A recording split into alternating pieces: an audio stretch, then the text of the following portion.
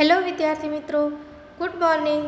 ધોરણ 5 વિષય હિન્દી, એમાં આપણે કાવ્ય નંબર 3 નન્હા મુન્ના રાહી હું જોઈતા હતા. તેમાં અભ્યાસમાં આપણે પ્રશ્ન 2 થી બાકી હતું, ત્યાંથી આજે જોઈશું. જુઓ પ્રશ્ન 2. इस गीत में बच्चे द्वारा देश सेवा के लिए कुछ काम करने की भावना व्यक्त हुई है. गीत पढ़कर बताओ कि क्या होगा जब. એટલે કે આમાં જે બાળક છે એના દ્વારા દેશ સેવા માટે અમુક કાર્ય છે તેની ભાવના વ્યક્ત કરવામાં આવી છે.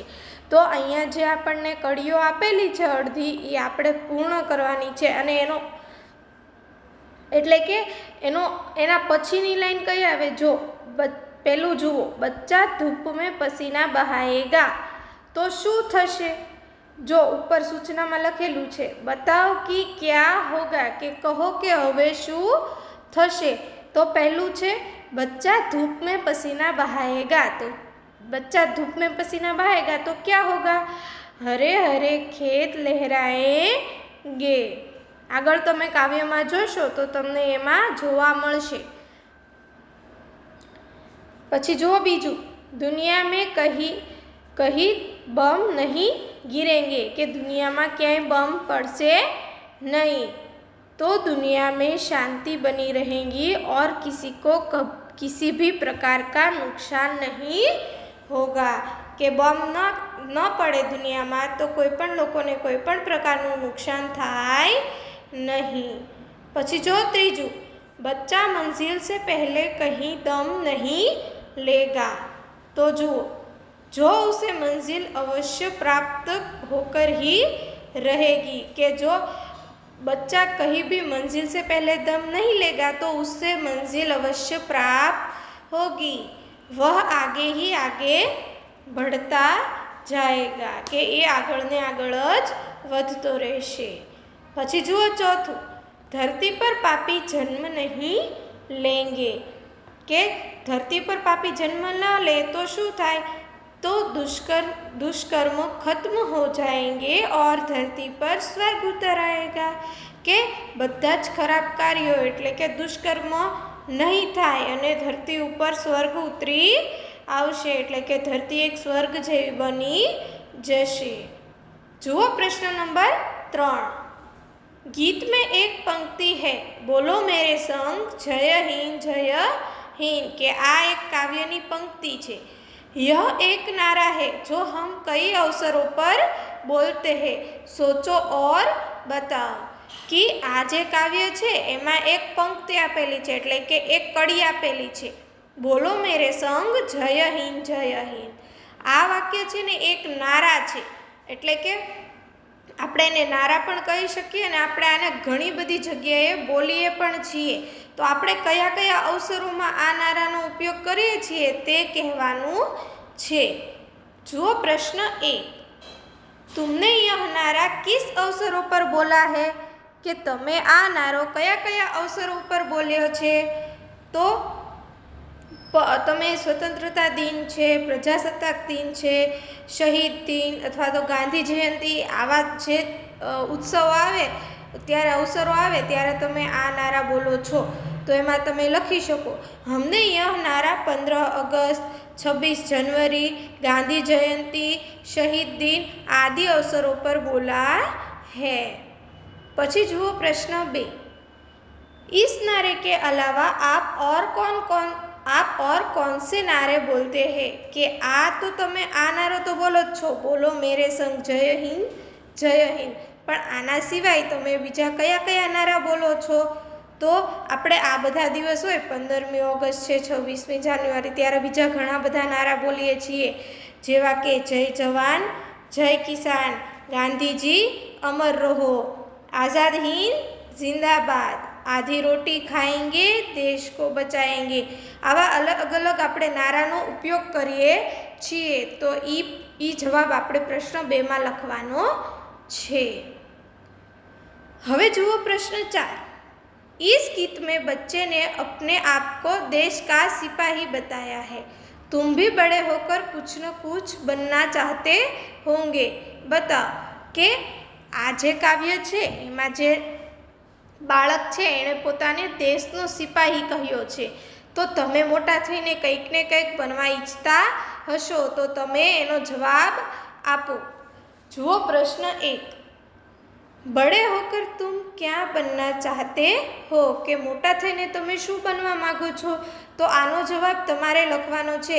તમે શિક્ષક બનવા માગો છો, ડૉક્ટર બનવા માગો છો, કંઈ પણ બનવા માગતા હોય તો તમારે આમાં એ રીતે જવાબ લખવાનો છે કે તમે શું બનવા માગો છો. શિક્ષક બનવા માગતા હોય તો લખવાનું મેં બડા હોકર શિક્ષક બનના ચાહતા હું. ડૉક્ટર બનવા માગતા હોય તો લખવાનું મેં બડા હોકર ડૉક્ટર બનના ચાહતા હું. એવી રીતે તમારે તમારી જાતે જવાબ લખવાનો છે. પછી છે બીજો પ્રશ્ન કે બીજો પ્રશ્ન છે ક્યો બનના ચાહતે હો, કે શું કામ તમારે બનવું છે. જુઓ, હવે તમે શિક્ષક બનવા માગો છો તો તમારે શિક્ષક શું કામ બનવું છે. તમે ડૉક્ટર બનવા માગો છો તો તમારે ડૉક્ટર શું કામ બનવું છે. આ બીજા પ્રશ્નોમાં એનો જવાબ લખવાનો છે. જો તમે શિક્ષક બનવા માગતા હોય તો તમારે એમાં લખવાનું બચ્ચોं को अच्छी शिक्षा देकर अच्छे नागरिक बनाना चाहता हूँ जिससे देश हर दिशा में प्रगति करता રહે, કે હું મોટો થઈને શિક્ષક બનવા માગું છું. પણ શું કામ? તો કે હું બાળકોને શિક્ષા આપીને તેમને સારા નાગરિક બનાવવા ઈચ્છું છું, કે જેથી આપણો દેશ આગળ ને આગળ પ્રગતિ કરતો રહે. તમે કંઈ પણ બનવા માગતા હોય અને શું કામ એ બનવા માગો છો એ જવાબ આમાં લખવાના છે. હવે જુઓ સ્વાધ્યાય. પ્રશ્ન 1. પ્રશ્નો કે ઉત્તર लिखिए, કે નીચે આપેલા પ્રશ્નોના જવાબ લખો. જુઓ પહેલો પ્રશ્ન છે ધૂપ મેં પસીના બહાને સે ક્યા હોગા, કે ધૂપ એટલે કે તડકામાં પરસેવો વહાવાથી શું થશે. તો એના જવાબમાં આવે धूप में पसीना बहाने से खेत फसल से लहलहा उठेंगे, के खेतरो लहराई उठशे. પછી છે બીજો પ્રશ્ન दुनिया की आँखों का तारा कौन बनेगा, કે દુનિયાની આંખોનો તારો કોણ બનશે. તો એના જવાબમાં આ પ્રશ્નોના જવાબ આપણે કાવ્ય ઉપરથી લખવાના છે. તો શું લખશું?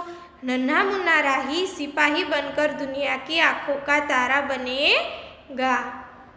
પછી પ્રશ્ન 3. नन्हा राही सबको क्या सिखाएगा, કે નાનો મુસાફર છે એ લોકોને શું શીખવાડશે. તો લખવાનું नन्हा राही सबको प्यार भरा व्यवहार सिखाएगा. પછી છે પ્રશ્ન 4. नन्हा राही दुनिया में क्या गिरने नहीं देगा, કે નાનો રાહી એટલે કે નાનો મુસાફર છે તે દુનિયામાં શું નહીં પડવા દે. તો કે બમ એટલે કે બોમ્બ. નન્હા રાહી દુનિયા મેં બમ गिरने नहीं देगा. પછી છે પ્રશ્ન 5. देश का सिपाही कौन है, તો હવે આ કાવ્યના આધારે દેશના સિપાહી કોણ હતું? નાનો બાળક, નન્હા મુન્ના રાહી. તો આમાં જવાબમાં લખવાનું નન્હા બાલક દેશ કા સિપાહી હૈ. પછી પ્રશ્ન 6. નન્હા રાહી રાસ્તે પર कैसे चलेगा, તો શું લખશો? તો કે નન્હા રાહી રાસ્તે પર निडर होकर सीना तान कर चलेगा, કે ડરી ડરીને ચાલશે નહીં. પછી જુઓ પ્રશ્ન 2. પ્રશ્ન 2 છે निम्नलिखित शब्दों का विलोम शब्द ढूंढकर लिखिए. હવે જુઓ વિલોમની બાજુમાં લખેલું છે વિરોધી. હવે વિલોમ એટલે વિરોધાર્થી થાય. ગુજરાતીમાં વિરોધાર્થી, વિરોધ અર્થ દર્શાવતો શબ્દ. હવે જુઓ એમાં નીચે તમને ઉદાહરણ આપેલું છે. એવી રીતે તમારે જવાબ તો આપેલા જ છે વિરોધાર્થીના, પણ તમારે જાતે શોધીને લખવાના છે. જુઓ નીચે આપેલું છે ઉદાહરણ આગે, તો પછી શું છે એનું વિરોધાર્થી? પીછે. પછી એને શબ્દમાં પ્રયોગ કરવાનો છે. सब बच्चे आगे चले जा रहे थे, कोई भी बच्चा पीछे नहीं रहना चाहता. હવે જુઓ અહીંયા વાક્ય પ્રયોગમાં આગે પણ આવી ગયું અને પીછે પણ આવી ગયું. એટલે કે વિરોધાર્થીનો એક શબ્દ અને બીજો શબ્દ બંને અર્થથી તમારે વાક્ય બનાવવાનું છે. જુઓ, ઉપર પહેલું આપેલું છે આગે, તો એનું તો આવી ગયું પીછે. પછી ધૂપ, ધૂપ તો એનું વિરોધાર્થી શું થાય? છાવ. પછી છે દયા, તો દયાનું વિરોધાર્થી શું થાય? દાયાનું વિરોધાર્થી બાયા. ડાબું અને જમણું વિરોધાર્થી છે. પછી છે પછી ધરતી, ધરતી તો આકાશ અને ઊંચા તો નીચા. આવી રીતના વિરોધાર્થી શબ્દ તમારે લખવાના છે અને તેના વાક્ય પ્રયોગ કરવાના છે. પછી જુઓ પ્રશ્ન નંબર 3. नीचे दिए गए शब्दों को दो दो पर्यायवाची शब्द सामने दिए गए आयत में से ढूंढकर लिखिए. હવે આયત એટલે કે કોષ્ટક, જો પર્યાયવાચી એટલે કે તેના સમાનાર્થી શબ્દ તમારે બબ્બે સમાનાર્થી શબ્દ લખવાના છે, જે તમને સામેના કોષ્ટકમાં આપેલા છે તેમાંથી શોધીને લખવાના છે. પહેલું છે રાહી, તો રાહીનું સમાનાર્થી શું થાય? તો કે મુસાફિર અને પંથી. જુઓ, અહીંયા આપેલું છે મુસાફિર અને અહીંયા આપેલું છે પંથી. આ બે શબ્દ તમે અહીંયા રાહીની બાજુમાં પહેલા બે લાઈનમાં લખો, મુસાફર અને પંથી.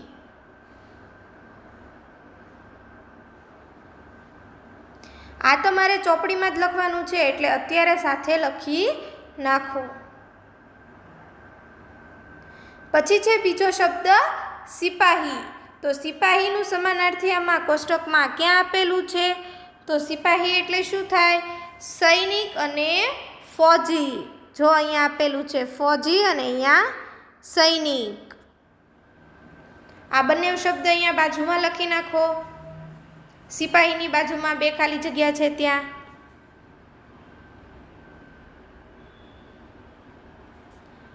ચલો જુઓ, આગળ ત્રીજો શબ્દ છે ધરતી, તો ધરતીના સમાનાર્થી શું થાય? ધરતી એટલે કે પૃથ્વી અને ધરા. તો અહીંયા આપેલું છે પૃથ્વી અને ધરા, આ બંને આના સમાનાર્થી શબ્દ થાય.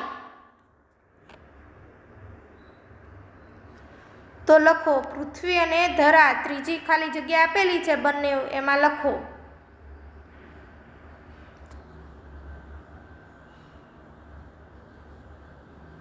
પછી છે ચોથો રાસ્તા, તો રાસ્તા એટલે એનું સમાનાર્થી શું થાય? પંથ અને રાહ.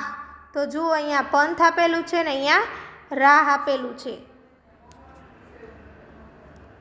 આ બંને અહીંયા રાસ્તાની બાજુમાં ચોથી ખાલી જગ્યામાં લખો, પંથ અને રાહ. અહીંયા લખવાનું છે.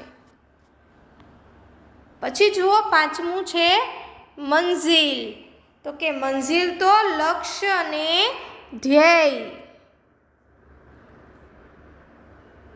લક્ષ્ય ઓર ધ્યેય, આ બંને અહીંયા લખવાના છે.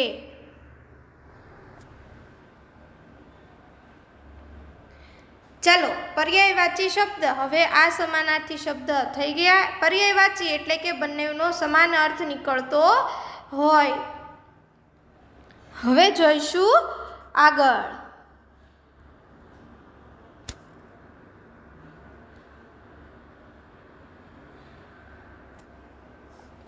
અહીંયા સુધી તમારે ચોપડીમાં આ પ્રશ્ન 3 ચોપડીમાં લખવાનો છે. બાકીના 2 પ્રશ્ન છે એ હું તમને મોકલીશ, એ તમારે પાકી નોટમાં લખવાના છે.